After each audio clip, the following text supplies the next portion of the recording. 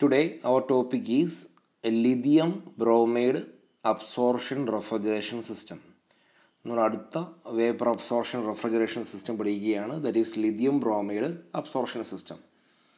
ഈ ഒരു സിസ്റ്റത്തിൽ നമ്മൾ യൂസ് ചെയ്യുന്നത് റെഫ്രിജറൻ്റ് എന്ന് പറയുന്നത് വാട്ടറാണ്.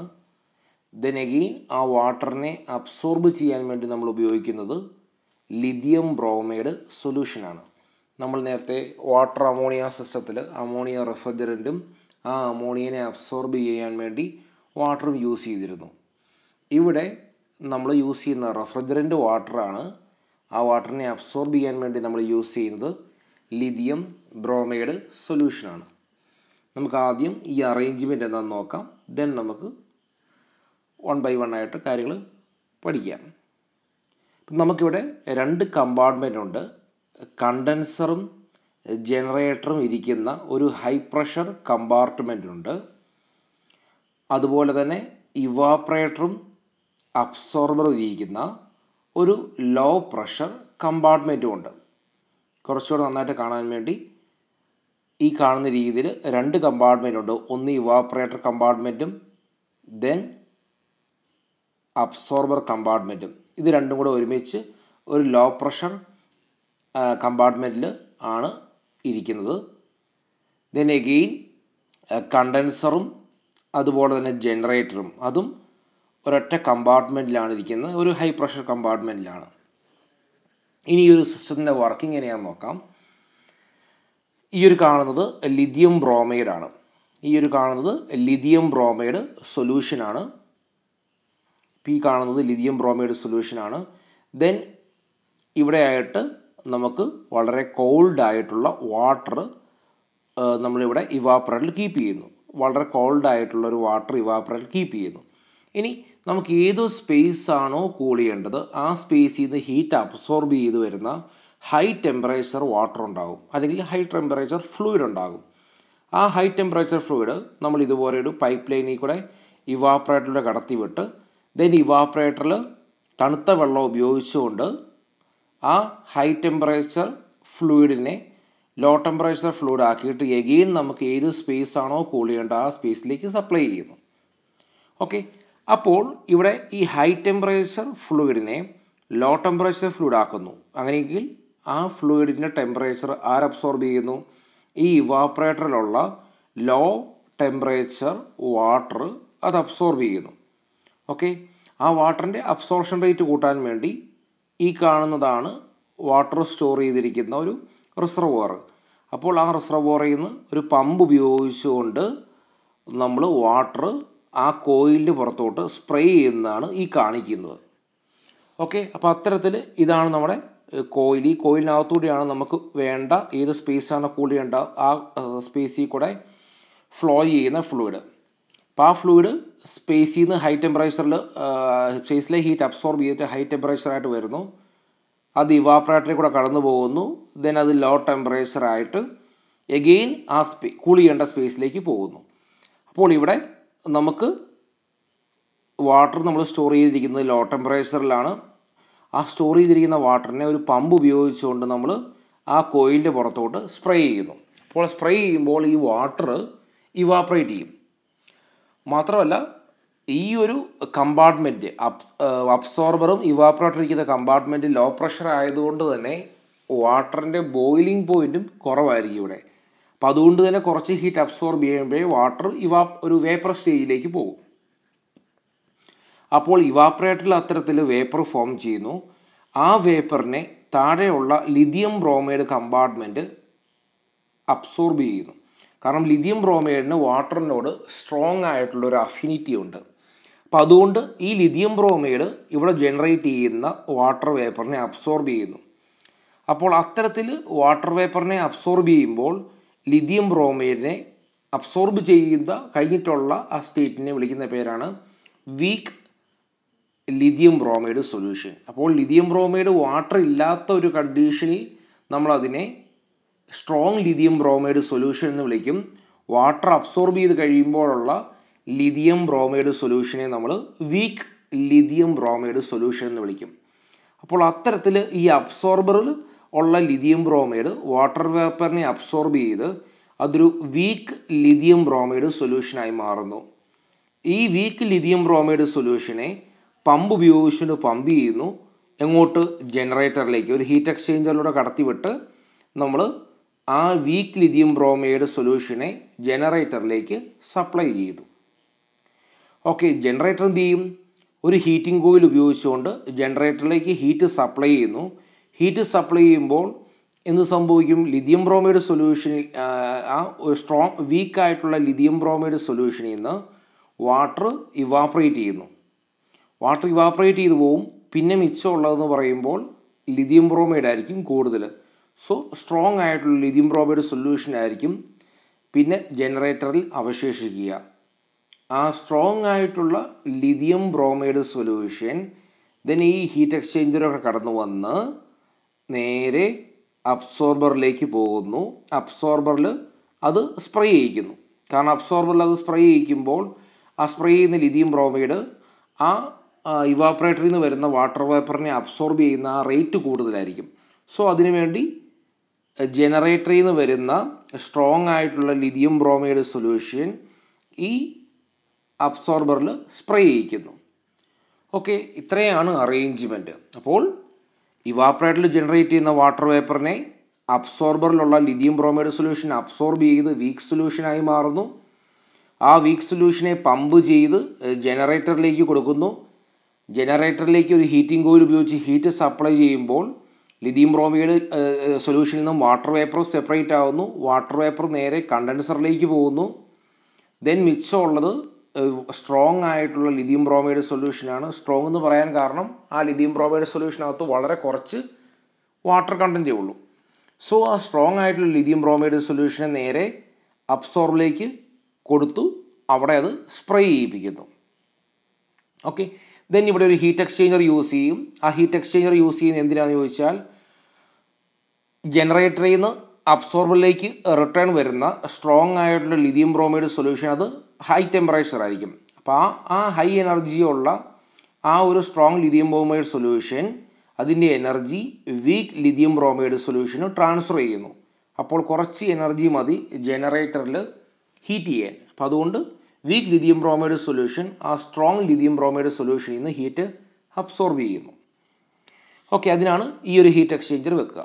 ഇനി ജനറേറ്ററിൽ വാട്ടർ വേപ്പർ ഉണ്ടായി. ആ വാട്ടർ വേപ്പർ നേരെ കണ്ടൻസറിൽ പോകുന്നു. അത് കണ്ടൻസ് ചെയ്യുന്നു. കണ്ടൻസ് ചെയ്തതിന് ശേഷം ആ ഒരു ലിക്വിഡ് ആയിട്ടുള്ള വാട്ടർ, ആ ലിക്വിഡ് വാട്ടറിനെ ഒരു പ്രഷർ റിഡ്യൂസിങ് വാൽവിലൂടെ കടത്തിവിടുന്നു. അതിനുശേഷം ആ പ്രഷർ റിഡ്യൂസിങ് വാൽവിലൂടെ കടന്നു വന്ന ആ വാട്ടർ ഇവാപ്പറേറ്ററിൽ സ്റ്റോർ ചെയ്യുന്നു. അപ്പോൾ ഇവാപ്പറേറ്ററിൽ നമുക്കൊരു തണുത്ത വാട്ടർ ആയിരിക്കും ഇവാപ്പറേറ്ററിൽ കിട്ടുക. ഓക്കെ, അത്തരത്തിൽ കണ്ടൻസ് ചെയ്ത ആ ഒരു ലിക്വിഡ് വാട്ടർ അത് പ്രഷർ റിഡ്യൂസിങ് വാൽവിൽ കൂടെ പോകുന്നു. അത് ഇവാപ്പറേറ്ററിൽ സ്റ്റോർ ചെയ്യുന്നു. ഇവാപ്പറേറ്ററിൽ നിന്ന് അത് ഒരു പമ്പ് ഉപയോഗിച്ചുകൊണ്ട് നമ്മുടെ കോയിലിലേക്ക് സ്പ്രേ ചെയ്യുന്നു. ഓക്കെ, ഇനി നമുക്കറിയാവുന്ന പോലെ അബ്സോർബറിൽ ഒരു കൂളിംഗ് അറേഞ്ച്മെൻറ്റ് വേണം. അതുകൊണ്ട് ഒരു സെപ്പറേറ്റ് കൂളിംഗ് വാട്ടർ അബ്സോർബറിലൂടെ ഈ കാണുന്ന രീതിയിൽ കൊടുത്തു വിടുന്നു. കാരണം അബ്സോർബറിൽ ജനറേറ്റ് ചെയ്യുന്ന ആ ഹീറ്റിനെ ലിബറേറ്റ് ചെയ്ത് കളയാൻ വേണ്ടി ഒരു സെപ്പറേറ്റ് കൂളിംഗ് വാട്ടർ അബ്സോർബറിൽ കൂടെ കടത്തി വിടുന്നുണ്ട് യൂസിങ് കോയിൽസ്. ഇതേ കൂളിംഗ് വാട്ടർ തന്നെ കണ്ടൻസറിനും ആവശ്യമുണ്ട്. കാരണം കണ്ടൻസറിൽ വേപ്പറിനെ അല്ലെങ്കിൽ സ്റ്റീമായിട്ടുള്ള വാട്ടറിനെ ലിക്വിഡ് കണ്ടീഷനിലേക്ക് മാറ്റണം. അപ്പോൾ അതിനുവേണ്ടി കൂളിംഗ് വാട്ടർ അവിടെയും പ്രൊവൈഡ് ചെയ്യുന്നു. അപ്പോൾ ഈ കൂളിംഗ് വാട്ടർ ഉപയോഗിച്ചുകൊണ്ട് അബ്സോർബറിൽ കൂളിംഗ് നടത്തുന്നു. അതോടൊപ്പം തന്നെ കണ്ടൻസറിൻ്റെ വർക്കിങ്ങും നടത്തുന്നു. ഓക്കെ, അപ്പോൾ ഇത്രയാണ് lithium bromide vapour absorption system. Here water is used as a refrigerant where lithium bromide, which is a highly hydroscopic salt, as an absorbent. Lithium bromide solution has a strong affinity for water vapor. അപ്പോൾ അതുകൊണ്ടാണ് നമ്മളിവിടെ refrigerant വാട്ടറും lithium bromide solution നമ്മൾ അബ്സോർബറുമായിട്ട് use ചെയ്യുന്നത്. ഇതാണ് arrangement. അപ്പോൾ ഇത് separate ആയിട്ട് കാണിച്ചു എന്ന് മാത്രം. നമുക്ക് ഇവാപ്പറേറ്റർ സെക്ഷൻ ഉണ്ട്, ഇവാപ്പറേറ്റർ സെക്ഷനും അതുപോലെ തന്നെ അബ്സോർബർ സെക്ഷനും ഉണ്ട്. അപ്പോൾ ഈ രീതിയിൽ ഇവാപ്പറേറ്ററിൽ നമ്മൾ ലോ ടെമ്പറേച്ചറിലുള്ള വാട്ടർ സ്റ്റോർ ചെയ്യുന്നു. ദെൻ ഈ കാണുന്നതാണ് കോയിൽ. ഏത് സ്പേസാണോ കൂൾ ചെയ്യേണ്ടത് ആ സ്പേസിൽ നിന്ന് ഹൈ ടെമ്പറേച്ചറുള്ള ഒരു വാട്ടർ, മേ ബി വാട്ടർ ആകാം അല്ലെങ്കിൽ മറ്റേതെങ്കിലും ഫ്ലൂയിഡ് ആകാം, ആ വാട്ടർ ഈ കോയിലിൽ കൂടെ കടന്നു വരുന്നു. ബട്ട് ഇവാപ്പറേറ്ററിലെ ലോ ടെമ്പറേച്ചറിൽ കണ്ടീഷൻ, അപ്പോൾ അതിലൂടെ കടന്നു പോകുമ്പോൾ ദെൻ അതിൻ്റെ ടെമ്പറേച്ചർ കുറയുന്നു. അങ്ങനെ ലോ ടെമ്പറേച്ചറുള്ള ഒരു വാട്ടർ ഔട്ട്പുട്ടായിട്ട് കിട്ടുന്നു.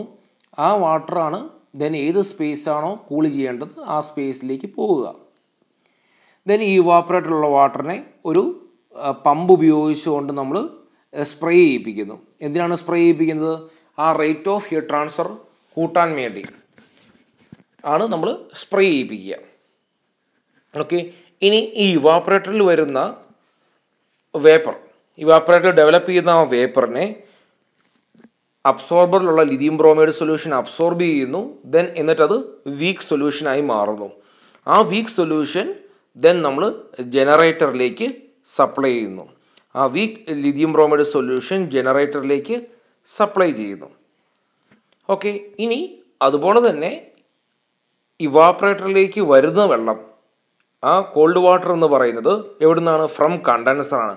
കണ്ടൻസറിൽ നിന്നാണ് ഇവാപ്പറേറ്ററിലേക്ക് ആ കോൾഡ് വാട്ടർ വരിക.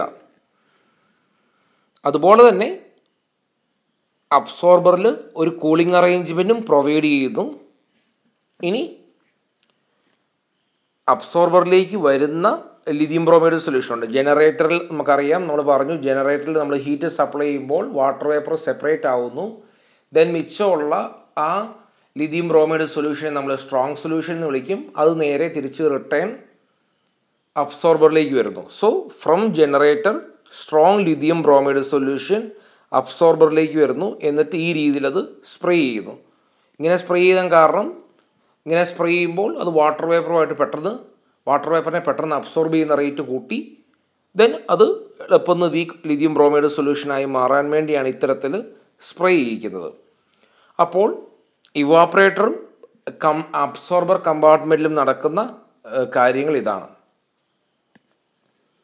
ഇനി അടുത്തത് നമ്മൾ ജനറേറ്റർ സെക്ഷൻ എടുക്കുകയാണെങ്കിൽ അവിടെ ജനറേറ്ററും ഉണ്ട് കണ്ടൻസറും ഉണ്ട്. അത് രണ്ടും ഒരു കമ്പാർട്ട്മെൻറ്റിലാണ്. ജനറേറ്ററിൽ ഒരു ഹീറ്റിംഗ് കോയിൽ നമ്മൾ സപ്ലൈ ചെയ്യുന്നു. ദെൻ ജനറേറ്ററിലേക്ക് വീക്ക് ലിഥിയം ബ്രോമൈഡ് സൊല്യൂഷൻ, അബ്സോർബറിൽ ഉണ്ടാകുന്ന വീക്ക് ലിഥിയം ബ്രോമൈഡ് സൊല്യൂഷനാണ് ജനറേറ്ററിലേക്ക് വരിക. അപ്പോൾ ജനറേറ്റർ ഹീറ്റ് സപ്ലൈ ചെയ്തുകൊണ്ട് വാട്ടർ വേപ്പറിനെ സെപ്പറേറ്റ് ചെയ്ത് ആ വാട്ടർ വേപ്പറിനെ കണ്ടൻസറിലേക്ക് കൊടുക്കുന്നു. ദെൻ മിച്ചം ജനറേറ്ററിൽ വരിക സ്ട്രോങ് ലിഥിയം ബ്രോമൈഡ് സൊല്യൂഷൻ ആയിരിക്കും. ആ സ്ട്രോങ് ലിഥിയം ബ്രോമൈഡ് സൊല്യൂഷൻ നേരെ അബ്സോർബറിലേക്ക് കൊടുക്കുന്നു. അതാണ് അബ്സോർബറിൽ വന്ന് ഈ കാണുന്ന രീതിയിൽ സ്പ്രേ ചെയ്യുന്നത്. ദെൻ കണ്ടൻസറിൽ നമുക്കറിയാം വേപ്പർ സ്റ്റേറ്റിൽ നിന്ന് ലിക്വിഡ് സ്റ്റേറ്റിലേക്ക് മാറാൻ അല്ലെങ്കിൽ കണ്ടൻസേഷൻ പ്രോസസ്സ് നടക്കാൻ കൂളിംഗ് അറേഞ്ച്മെൻറ്റ് വേണം. സോ അവിടെ നമ്മളൊരു കൂളിംഗ് വാട്ടർ യൂസ് ചെയ്യുന്നു. ഇനി കണ്ടൻസറിൽ ഉണ്ടാകുന്ന ആ ലിക്വിഡ് വാട്ടർ അതിനെ നമ്മൾ ഇവാപ്പറേറ്ററിലേക്ക് കടത്തിവിടുന്നു. ദെൻ അത് കണ്ടൻസറിൽ നിന്ന് വരുന്ന ആ ലിക്വിഡ് വാട്ടറാണ് ഇവാപ്പറേറ്ററിലേക്ക് സപ്ലൈ ചെയ്തത്. ദെൻ ഇവാപ്പറേറ്ററിൽ നിന്ന് പമ്പ് ഉപയോഗിച്ചുകൊണ്ടത് സ്പ്രേ ചെയ്യിപ്പിച്ച് ആ റേറ്റ് ഓഫ് ഇവാപ്പറേഷൻ കൂട്ടുന്നു. ഓക്കെ, അപ്പോൾ ഇതാണ് lithium bromide type vapour absorption system. Then നമുക്ക് ഇനി അതിൻ്റെ ഡിസ്ക്രിപ്ഷനിലേക്കും വർക്കിംഗ് പ്രിൻസിപ്പിളിലേക്കും പോകാം. ഇപ്പോൾ ഏകദേശം ഒരു ഐഡിയ കിട്ടിയെന്ന് ഞാൻ വിചാരിക്കുന്നു. In this system, the absorber and the evaporator are placed in one shell which operates at the same low pressure of the system. അപ്പോൾ ഇവിടെ ഇവാപ്പറേറ്ററും അബ്സോർബറും ഇരിക്കുന്നത് ഒരൊറ്റ ഷെല്ലിലാണ്. ഞാൻ പറഞ്ഞു ആ ഷെല്ല് ലോ ടെമ്പറേച്ചറിലാണ് മെയിൻറ്റെയിൻ ചെയ്യുന്നത്, ലോ പ്രഷറിലാണ് മെയിൻറ്റെയിൻ ചെയ്യുന്നത്. അത് ലോ പ്രഷറിൽ മെയിൻറ്റെയിൻ ചെയ്യാൻ കാരണം പ്രഷർ കുറയും തോറും ബോയിലിംഗ് പോയിൻറ്റ് കുറയും. സോ കുറച്ച് ടെമ്പറേച്ചർ കിട്ടുമ്പോൾ തന്നെ വാട്ടർ വേപ്പർ സ്റ്റേറ്റിലേക്ക് മാറണം. അപ്പോൾ അതുകൊണ്ടാണ് ലോ പ്രഷർ അവിടെ മെയിൻറ്റെയിൻ ചെയ്യാൻ കാരണം. The generator and condenser are placed in another shell which operates at the same high pressure. ഇനി ജനറേറ്ററും അതുപോലെ കണ്ടൻസറും ഇരിക്കുന്നത് ഒരു ഹൈ പ്രഷർ ഷെല്ലിലാണ്. ഇനി ഓപ്പറേഷൻ അതിൻ്റെ പ്രിൻസിപ്പിളാണ്. The water for air conditioning coils or process requirements is chilled as it is pumped through the chill water tubes in the evaporator.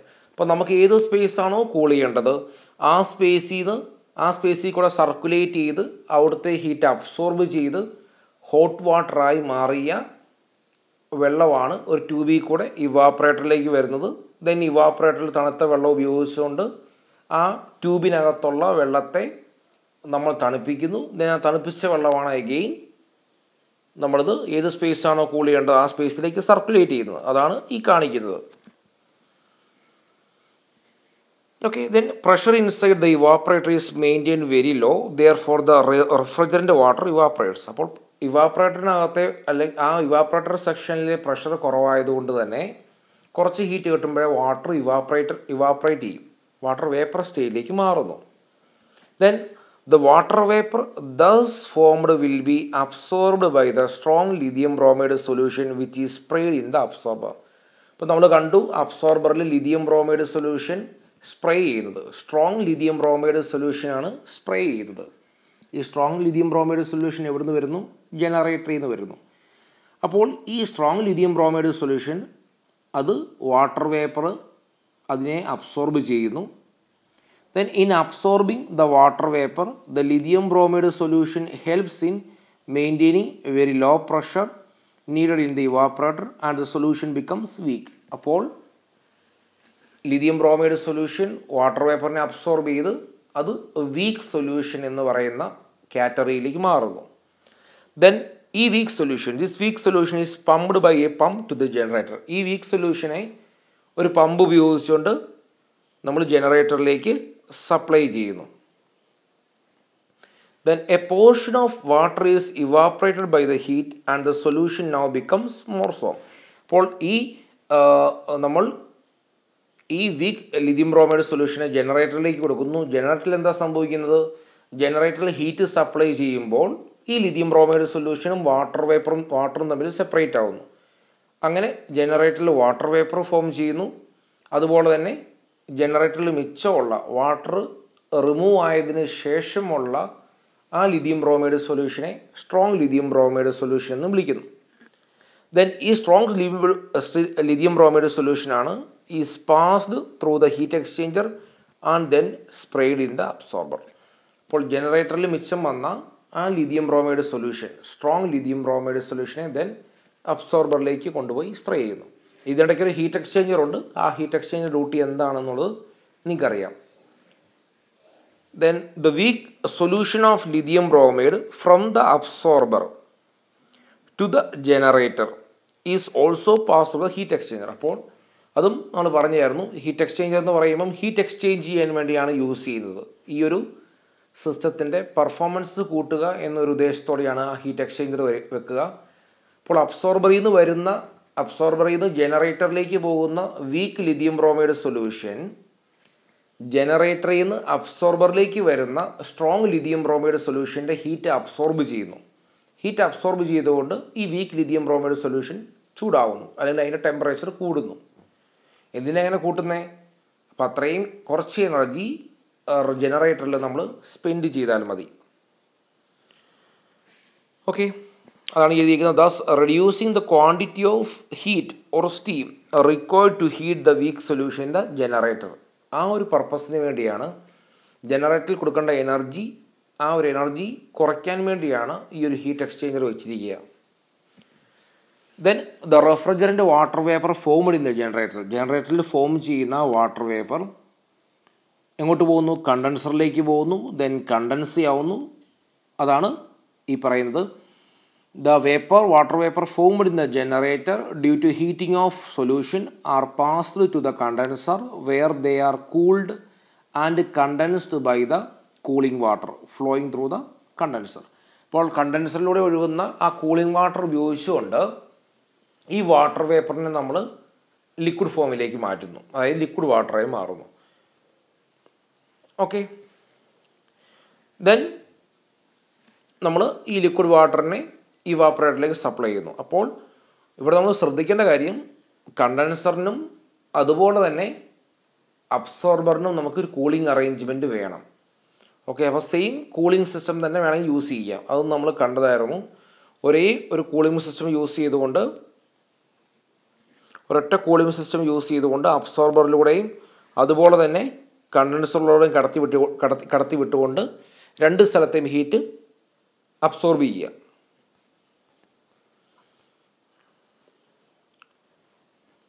Okay, then അതാണ് എഴുതിയിരിക്കുന്നത്. The cooling water first enters the absorber where it takes away the heat of condensation and dilution.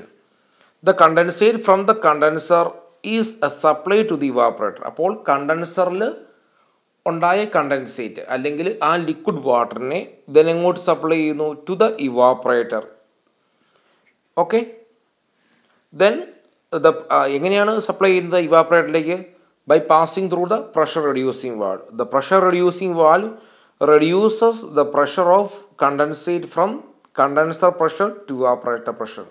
അപ്പോൾ കണ്ടൻസറിലുള്ള high പ്രഷറിൽ നിന്ന് ഇവാപ്പറേറ്ററിലുള്ള law പ്രഷറിലേക്ക് convert ചെയ്യുന്നത് ഈ pressure reducing വാൽവിലൂടെ കടന്നു പോകുമ്പോഴാണ്.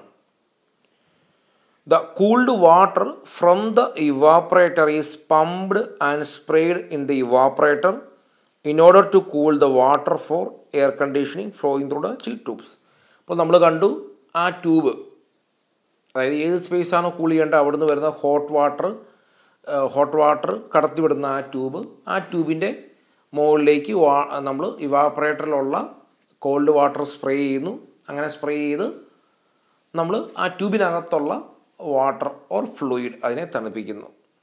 ഇതാണ് lithium bromide